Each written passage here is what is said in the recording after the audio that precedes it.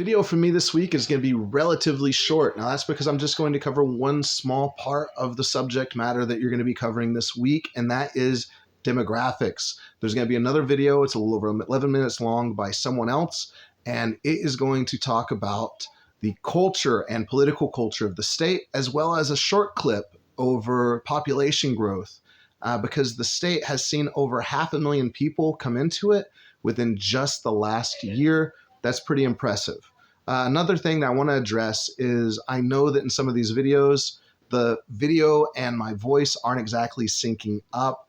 I am going to be getting a new camera, so hopefully by the time that I post a new video for next week's class, that is going to be taken care of. So with that said, let's hop right into this just with the definition. What are demographics? Well, it is pretty simple. It's statistical data relating to the population and particular groups within it, right? So who's here? So Texas ranks 5th in the entire United States in most diverse states, with Hispanic and Latino Americans coming in at 40.2% of the overall population. Non-Hispanic white people, we make up 38.8% of the population, followed by African Americans at 13%, then Asians at 6%, and other groups for just 1% after they all are kind of mixed together for that, right? Language, it should be no surprise that there are multiple languages spoken in the state with that many different groups here. English comes in 65 to 70% still as the first language spoken. Spanish comes in at 30%, followed by Vietnamese at 1%, Chinese at 0.5%, that's Mandarin or Cantonese. They group them together. Tagalog at 0.4%. If you don't know what that is, it's a language, one of the languages spoken in the Philippines.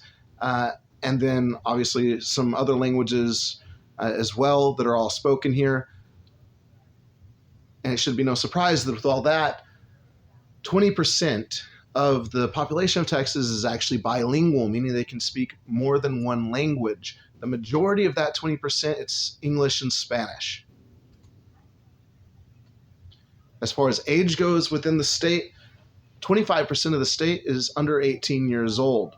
When you get to the second group, that's 18 to 64. Now, I know that's a huge age range, right? That's a big group of people. So obviously it's going to be the biggest one. They come in at 60%, with 65 years and older coming in at 15% of the demographic groups of Texas.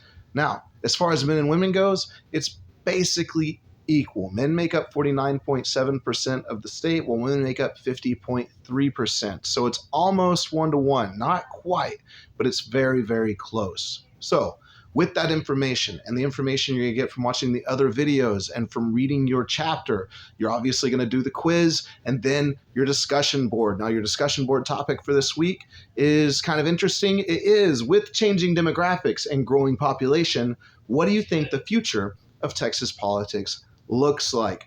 Is it going to become more progressive? Is it going to remain conservative like it has been? Or is there going to be some type of moderate balance maintained within the state?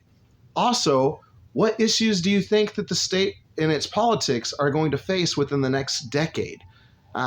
That's it. So get through that stuff, watch these videos, read your chapter, do your assignments, and I will see you guys next week.